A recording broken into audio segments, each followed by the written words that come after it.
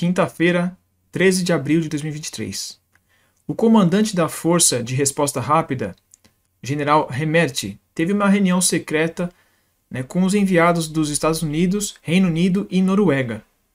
No mesmo dia, grandes concentrações de tropas do grupo paramilitar se mobilizaram na capital do Sudão, Khartoum, e em outras cidades importantes e locais estratégicos do país, chamando bastante atenção não apenas da população, mas também das Forças Armadas Nacionais. Após o questionamento dos militares sobre as movimentações, a resposta de Hemmerich foi de que se tratava de um exercício em larga escala, mas nenhum havia sido agendado, segundo os militares. Na manhã do sábado, dia 15, tropas da Força de Resposta Rápida tomaram controle da sede da TV estatal, do prédio da presidência do país, do aeroporto internacional da capital e de várias bases militares no restante do país, como a importante base aérea de Marawi. Assim se iniciou o conflito atual no Sudão, que de uma tentativa de golpe de Estado se tornou uma guerra civil. E aí, pessoal, tudo bem? Bom, no vídeo de hoje, como vocês já devem ter visto, a gente vai falar sobre essa questão extremamente chamativa que está rolando agora lá no Sudão, que apesar de estar bem nebuloso ainda, tá bem difícil de saber o que está rolando mesmo, é extremamente importante a gente falar pelo menos com base no que a gente tem agora. Então, para evitar qualquer problema assim, de ter uma coisa ou outra que mudar depois, eu vou tentar falar de uma forma bem resumida, com base no que a gente tem de mais concreto. Tá? E eu também não vou entrar muito em partes mais políticas internas do país, porque é muito complexo, tem um monte de coisinha que a gente teria que explicar num vídeo só para isso. Tá? Então hoje a gente vai focar no quê? Na parte do conflito, não a parte tão militar, mas a parte mais geopolítica mesmo, e as questões internacionais envolvendo esse conflito. Tá? Isso é importante que a gente já consegue ter uma noção do que está rolando ali, a gente já consegue ver algumas movimentações, e apesar de a gente ter até alguns amigos nossos aqui do canal, que eles estão com algumas opiniões um pouco diferentes da nossa aqui, eu acho que isso até enriquece, para vocês captarem o máximo de informação possível para vocês terem a informação, vocês chegarem nas próprias conclusões, tá? Então, por isso que eu estou fazendo esse vídeo aqui, tá? Então eu não vou entrar em aspectos tão técnicos ou tão complexos da política interna do país, tá bom? Então agora sim, vamos para o vídeo de hoje. Sempre que a gente recebe notícias de alguma coisa rolando no mundo, algum novo conflito rolando, a gente já tenta pensar, para ter uma base pelo menos, onde que é o país, o que ele é, tal, E então geralmente é, por exemplo, rola no Irã, tal, Irã é um país mais voltado para o Oriente, é um país que é mais anti-americano, ou se é em outro lugar é o vice-versa, assim, é o inverso disso. A gente sempre tenta pensar mais ou menos isso, Aí quando eu recebi essas informações logo no sábado de manhã, eu comecei a pensar, falei, vamos lá, o Sudão,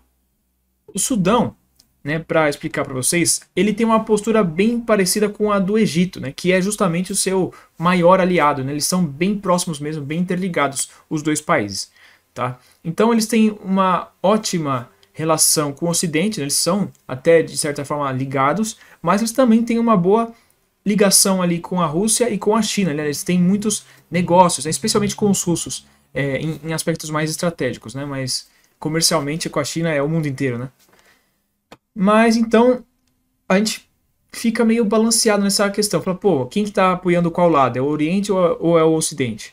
A gente vai chegar nisso aí. Em 2019, tinha já um regime que estava há muito tempo no governo e os Estados Unidos ele ajudou os militares do país, que são tanto as Forças Armadas quanto as Forças de Resposta Rápida, que são um grupo paramilitar praticamente da mesma dimensão do exército do Sudão. Ele só não faz parte, mas é um exército, são dois exércitos que o Sudão tem praticamente. Os Estados Unidos ele ajudou os militares, os dois lados, a darem um golpe e derrubarem aquele governo. E hoje eles têm uma junta militar que governa o país. Tá?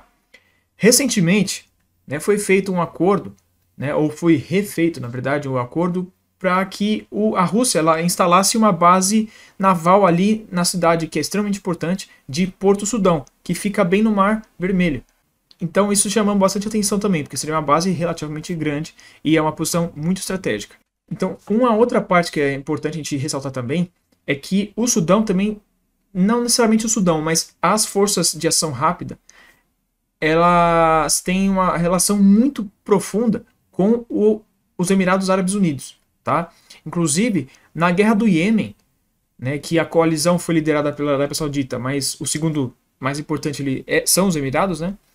Grande parte dos combatentes que lutaram pelos Emirados Árabes Unidos foram da força de resposta rápida, né, que foram enviados como mercenários, basicamente, né, ou foram contratados ali temporariamente para lutarem pelos Emirados. Tá? Então, existe uma troca muito forte ali também, né, porque os Emirados também fornecem muitos equipamentos, né, veículos militares para força. Tá? Então, assim, é sabido que um dos poucos países que conseguem fazer algum tipo de pressão, né, nas forças de resposta rápida são os Emirados Árabes Unidos, tá? É importante, né, entender um pouco essa questão dos alinhamentos, né, porque querendo ou não, isso tem um impacto, né, nessa questão, porque assim, não é só da minha perspectiva, mas tudo que está rolando no mundo, né, que a gente pode ver em qualquer canto do mundo, até a questão aqui com o Brasil, com a viagem do Lula, com o que os Estados Unidos fala disso, tudo tem a ver com aquela coisa que a gente fala bastante até aqui no canal, em vários lugares aí vocês devem ver também, que é a questão da disputa de hegemonia, né, entre a China e os Estados Unidos, né, mas mais ainda que isso, né, entre o Oriente e o Ocidente, tá? Isso é muito importante porque a gente vai ver, na verdade, aqui agora, o que isso tem a ver nessa situação do Sudão agora, tá? Vai ficar um pouco mais claro aqui para quem não entendeu, né? Mas então, vamos lá. Para quem interessa um Sudão instável, tá? O colapso, né, um caos ali no Sudão, beneficiaria muito a coalizão ocidental por vários sentidos, né? Em primeiro lugar, porque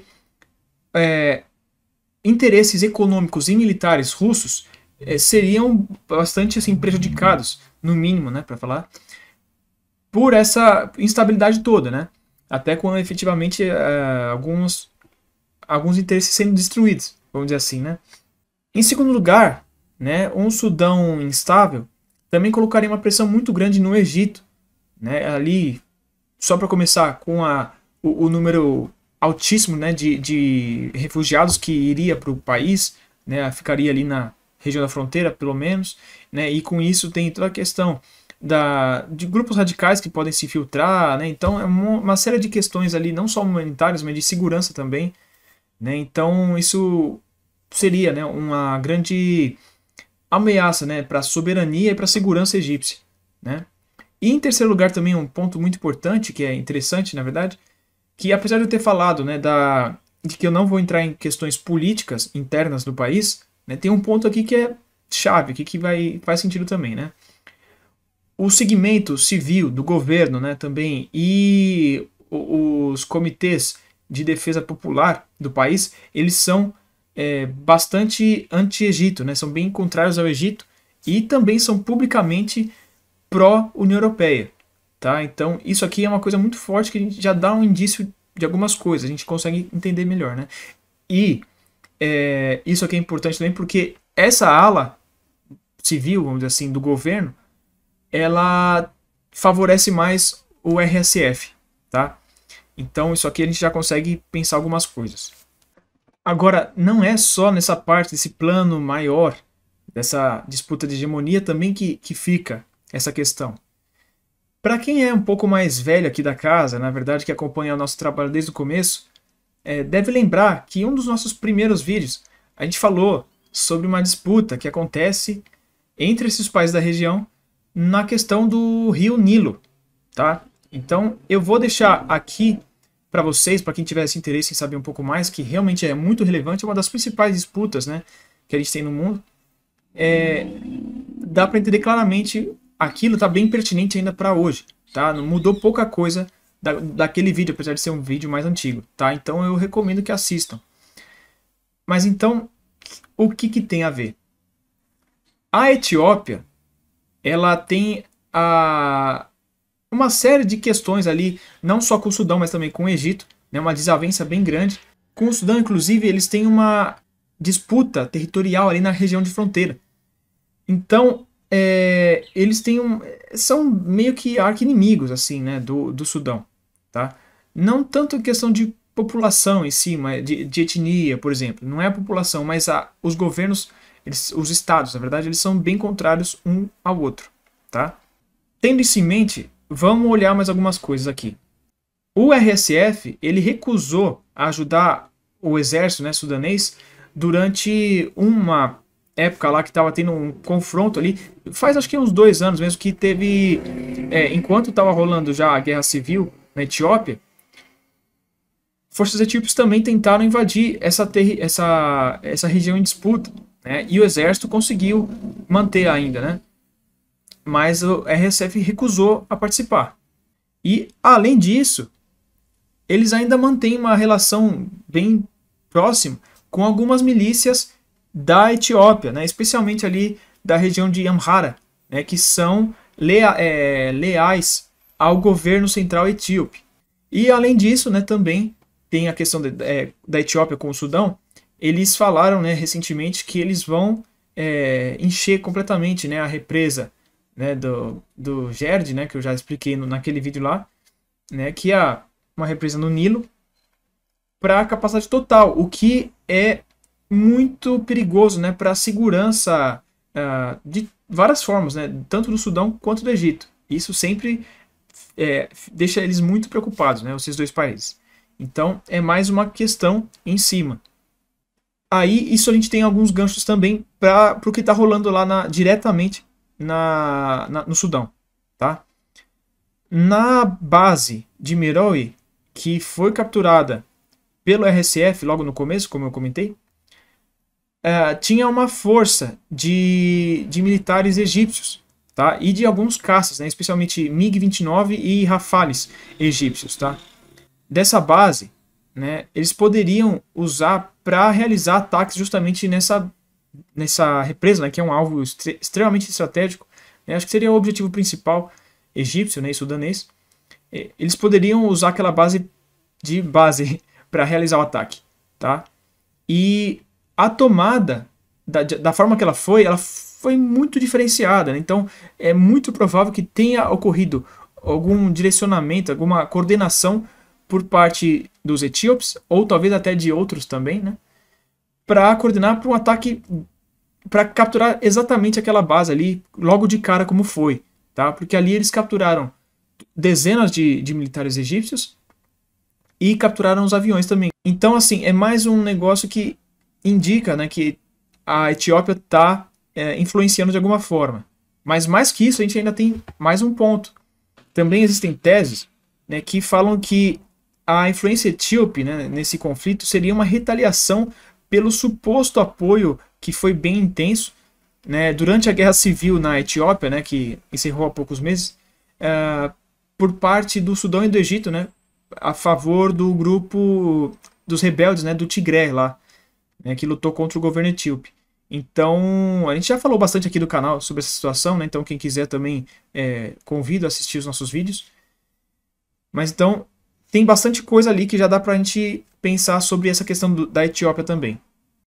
Então, com base no que eu já falei aqui, né, no que eu trouxe, a gente pode perceber, né, que a linha de raciocínio mais plausível, né, que não sou só eu que estou falando, né, eu vi vários analistas pensando isso também, né, leva para a gente entender que tanto a Etiópia quanto o Ocidente está coordenando, né, para apoiar, né, e talvez até interferir de alguma forma, né, ali a favor da RSF, né, no Sudão.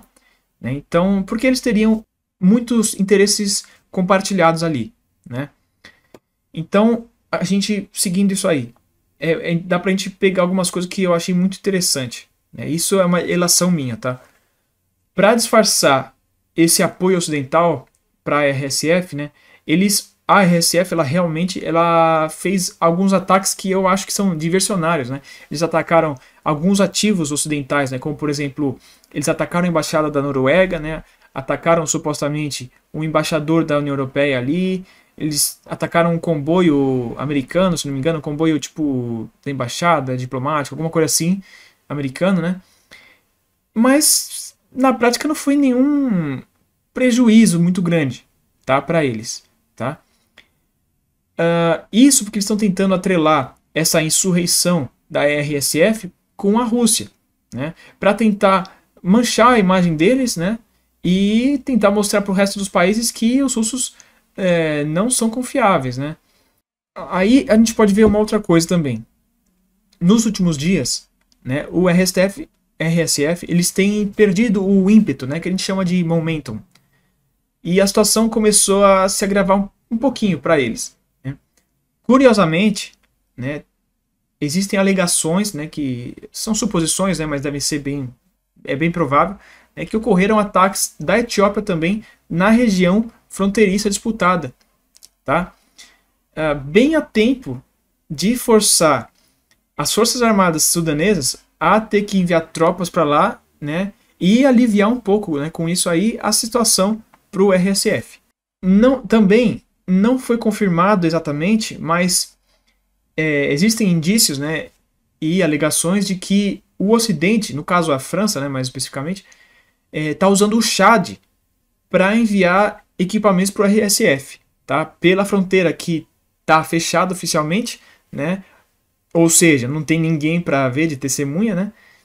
Então, indo direto para a região que é justamente a base de apoio do grupo paramilitar, né?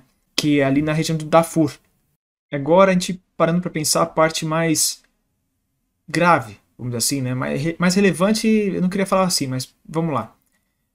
A possibilidade de um escalonamento do conflito ali, ela é bastante presente, tá? Como eu já falei, não é uma questão ali só envolvendo duas facções de um governo, né, uma dissidente. Tem a ver com no Sudão, tem muito a ver com o que eu acabei de falar, né, dessa disputa do Rio Nilo. E só por isso a gente já tem uma boa base da possibilidade de um escalonamento, tá?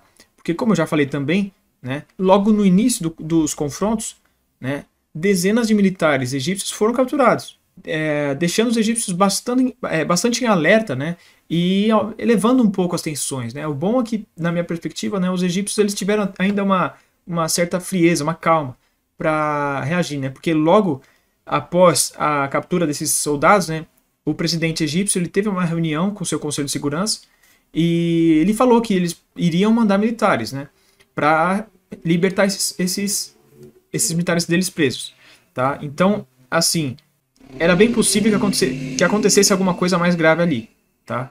Um confronto direto entre egípcios e os RSF, né? Mas, pelo menos, isso não ocorreu, tá? Não foi necessário acontecer isso. Com uma participação mais direta da Etiópia, né, o Egito, que é o maior aliado do Sudão, e também é parceiro nessa disputa do Nilo, né, provavelmente ele vai intervir. Assim, é quase certo, né? Pode ser em maior ou menor monta, mas ele vai, é certeza. Isso já é bastante grave, né? Porque os três países, eles possuem grandes forças armadas, né?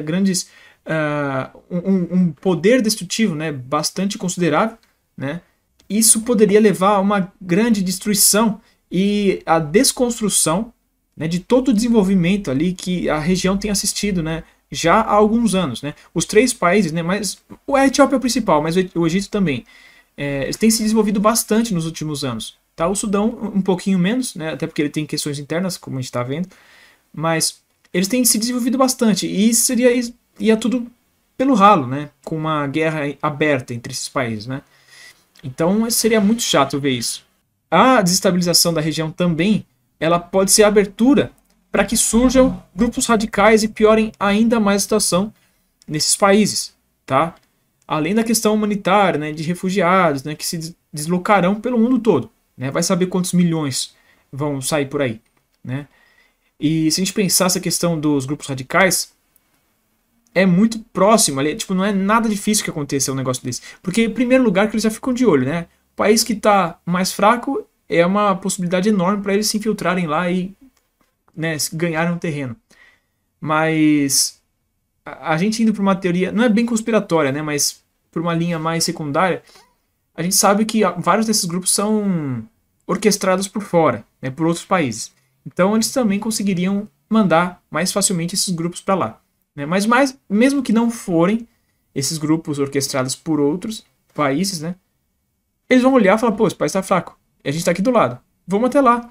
Se a gente olhar, o Chad já está tendo problemas lá com aqueles jihadistas lá que tem os mesmos grupos, né, que estão lá no Mali, ali em Burkina Faso, né? Também tem o Boko Haram ali na Nigéria e indo mais ou menos próximo ali.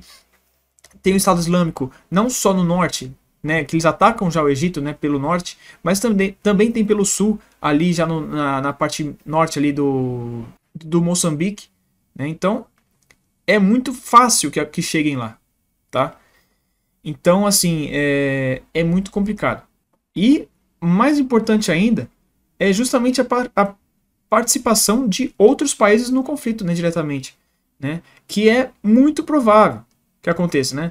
Caso a situação não seja resolvida logo, agora, né, nos próximos dias, próximas semanas. É muito provável, eu acho que assim, é muito possível que aconteça muito com o que a gente viu lá na Líbia, né? Como o que a gente viu lá. Né, com vários atores, né, interessados enviando equipamentos ou grupos mercenários ou até próprias tropas, né? Então pode virar um conflito numa escala muito maior do que ela está agora. Isso é óbvio, né? Mas mais do que ela pode chegar. E aqui a gente tem alguns negócios que a gente viu, né? Que surgiram alguns relatos de que a facção da LNA, né, lá da Líbia, né, que é do general Haftar, para quem sabe, ela teria enviado equipamentos para o RSF, tá? Mas isso não foi confirmado, tá? Não apareceu nenhuma imagem nem nada, e eu particularmente não acredito que isso seja verdade, tá? Porque para mim, assim, é muito forte para mim que isso me parece que é uma tentativa de propaganda mesmo, assim, para tentar criar um estranhamento entre os líbios e os egípcios, né, que apoiaram o LNA justamente durante a Guerra Civil na Líbia, tá? Então, para mim é muito forte isso, por quê? Porque eles foram contrários ao interesse do Ocidente, tá? Então, para mim é muito nítido que seria isso, né? Uma propaganda para tentar fazer uma cisão ali, né, no meio. E é interessante a gente ver também como alguns países estão percebendo o perigo que a situação pode gerar, né? E eles estão se esforçando bastante para tentar alcançar algum acordo de paz, alguma coisa assim, né? Que os principais que eu vejo, né, são a Liga Árabe, né, como de uma forma unificada, né, mas aqueles países todos, obviamente, né, e o próprio Egito mesmo. Eles estão agindo ativamente, né, para tentar amenizar um pouco as coisas, e junto do Sudão do Sul também, eles estão se oferecendo para mediar um acordo, tá? Então é bem interessante. E a gente tem que torcer para que a situação se resolva logo, né, para não abrir a possibilidade de que a coisa escalone, né? Infelizmente, a chance disso acontecer ela é um pouco menor, né? Com tudo que a gente está vendo agora, né, indicando um conflito de vários meses, né, pelo menos, sem levar em conta a participação de atores externos, né, que isso aí pode virar, né, um negócio muito pior. Pelo menos, também existem alguns pontos que podem levar a um acordo aí, né, mais recente, mais próximo, né? Sendo que os dois lados que estão combatendo são forças convencionais, são forças regulares, né? Diferente da maioria dos conflitos que a gente tem visto pelo mundo, né, há vários anos. Né? E eles estão, de uma certa forma, tentando minimizar bastante os danos colaterais, né, na população local. Né? E eles estão respeitando até onde é possível, né, as regras de engajamento, a conduta militar, né, o padrão ali, para tentar não escalonar muito o conflito, né? Isso no sentido de uma violência generalizada, né, incontrolada. Né? Eles estão tentando deixar o negócio o máximo possível mais controlado. Isso eu vejo muito beneficamente. Né? Eu acho que isso é muito bom a gente acompanhar. Né? Mesmo que as tentativas de cessar fogo iniciais elas não foram respeitadas. Né? Mesmo assim, ainda é muito positiva essa questão aí. Né? Para demonstrar um pouco, né, através da Cruz Vermelha, o RSF ele enviou, né, ele devolveu os militares egípcios para o país deles. Então, isso aqui é um ótimo exemplo de que as coisas ainda têm uma luz no fim do túnel. Né? Ainda tem a possibilidade de ficar um negócio menos intenso. Mas, como eu falei, infelizmente a chance disso acontecer é menor. Tá? Então, essas eram as informações que eu queria passar para vocês hoje, para vocês conseguirem pensar, né, ter a própria concepção do que está rolando lá no Sudão, né? Porque a gente, como eu falei, a gente tem muita informação vindo, mas que a gente não consegue filtrar tão bem porque a névoa da guerra, ela é muito forte, né? No mundo inteiro. E também, hoje ainda por cima, tem muita questão da desinformação, né? Das propagandas falando muito forte, né? Como eu falei levinho aqui, né? Com as informações que eu trouxe. Então, a gente ainda não sabe o que está rolando efetivamente. A gente sabe algumas coisas, né? Realmente, os conflitos estão bem intensos, mas a gente já consegue ter algumas linhas de raciocínio sobre o que está acontecendo e hoje eu apresentei a minha, tá?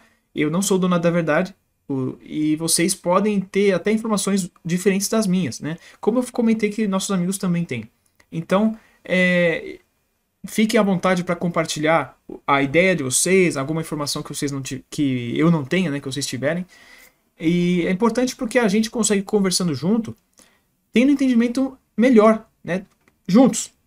Isso é muito importante. Até porque, assim, geralmente o pessoal acaba vindo aqui, né? Não necessariamente comigo, mas em outros canais também, o pessoal achando que, tipo, quem tá falando é o dono da razão e que a pessoa não sabe nada, geralmente. Mas também, não só no meu canal, mas na nossa comunidade toda, o público é muito bem informado também, é um público de alta qualidade. Então, às vezes vocês têm mais informação até de alguns pontos que nós aqui, que estudamos efetivamente bastante, mas acaba sempre passando uma coisa ou outra, né? E outras fontes diferentes também.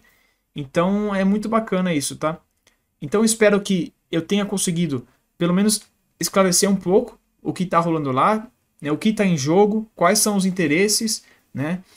E eu vou explicar um pouco mais profundamente, né? Um pouco mais detalhadamente o que é o RSF em um vídeo no Instagram, tá? No nosso Instagram do canal, que fica um pouco melhor lá, porque é um vídeo mais curtinho, uma coisa mais direta, eu faço lá, tá?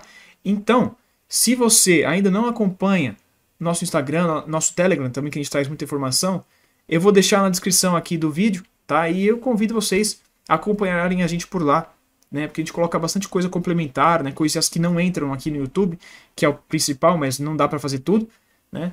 Então a gente coloca lá também, tá? E já falando, né? Se você que está aqui hoje não é inscrito no canal ainda, está conhecido hoje, né? Mas você gosta de geopolítica, de assuntos militares, de assuntos de história militar em geral, né? Eu convido você a se inscrever no canal, né? Se você já não for inscrito, né? Ativar o sininho também para não perder nenhum vídeo. Se você gostou desse vídeo, já deixa o like, né? Que ajuda muito o canal, até para crescer mais. Né? Qualquer informação extra, qualquer pergunta que tiver, qualquer crítica construtiva, deixa nos comentários aqui que vai ser muito bem-vindo. E compartilha esse vídeo também com os seus amigos, com quem você sabe que vai ser importante, né?